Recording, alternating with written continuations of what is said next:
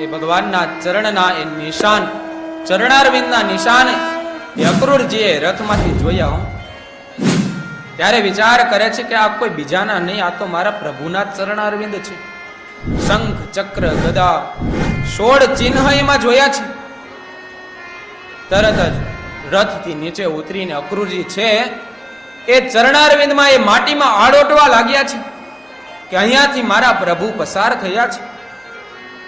અક્રૂરજી છે એટલા માટે જ એને વંદન ભક્તિના આચાર્ય કહેવામાં આવ્યા છે.